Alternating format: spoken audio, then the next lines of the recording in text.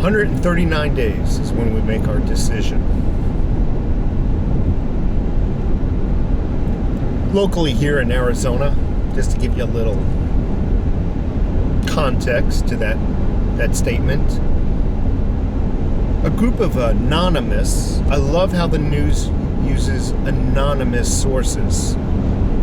A group of anonymous, actually it was anonymous doctors. I need to correct myself, gotta be fair.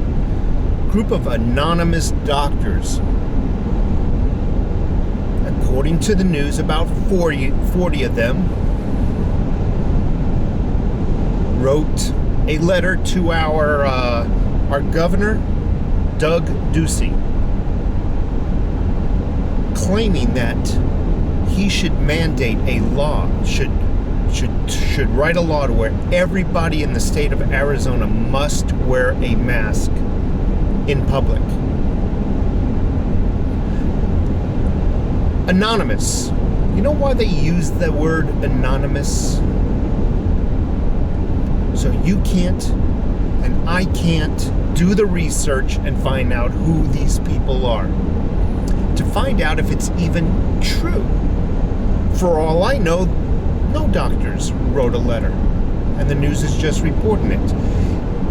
Anonymous sources, that term is used so nobody can research who the source is, if the story is true, so forth and so on. In other news, I think you already heard this, somebody in the UK, I can't even pronounce their names, it sounded Middle Eastern to me. Not that I have anything against Middle Eastern people, but I just can't pronounce some of the names.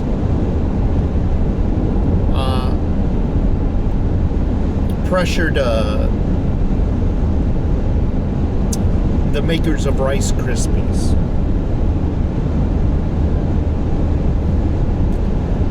to change their logo. They're saying that the logo with the 3 white elves on it, I think they're elves, is racist. You know, snap, crackle, and pop. In addition, they find that Cocoa Puffs, you know, the Cuckoo for Cocoa Puffs, both cereals, by the way, have been around for freaking ever. They find it appalling that logo on that box of cereal is a monkey, claiming it has something to do, that it was put there because they're making fun of black people, which is getting crazy. In other news, Aunt Jemima, pretty black lady on the pancake batter, and as well as the not maple syrup, who are we kidding? Processed corn syrup. Well, actually, that company is given in and has pulled the products and is now going to replace the black lady, as well as the title of the product called Aunt Jemima. They're going to replace it with a different logo and title. Now I'm thinking to myself, what are they going to replace it with? You know, a non-sexual identifiable person. You know, it kind of looks like a guy, kind of looks like a girl, can't tell. You know, like a Pat. Remember Saturday Night Live? Pat.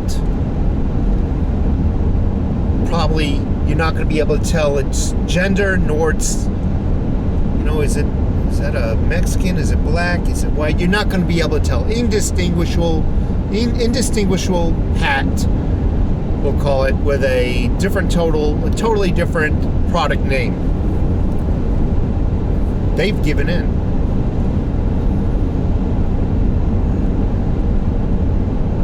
$139 days. And the people need to then vote and decide what they want in this country. Do you want fascism, socialism, or do you want freedom? 139 days to decide how you want to live in this country, how you want your children to live.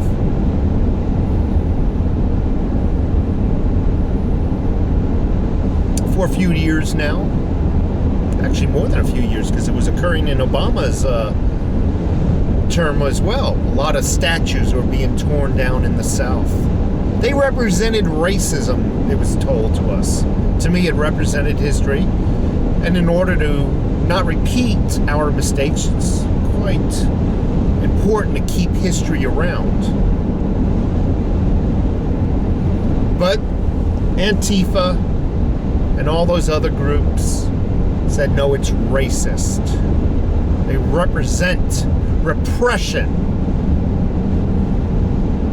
99%, I say 99, not saying 100, 99% of those statues were torn down in the South. Of those 99, almost all of them represented Confederate, Democrat soldiers, lieutenants, officers, and generals. They were all Democrat. So who was doing the repressing, I might need to ask, or you might need to ask? Who are the repressors? Was it the Republicans or the Democrats? I think the groups know. You know, during the days of, World War II, even World War I, but mostly II, in Germany, they were burning books. They were burning books and statues, any representation of history.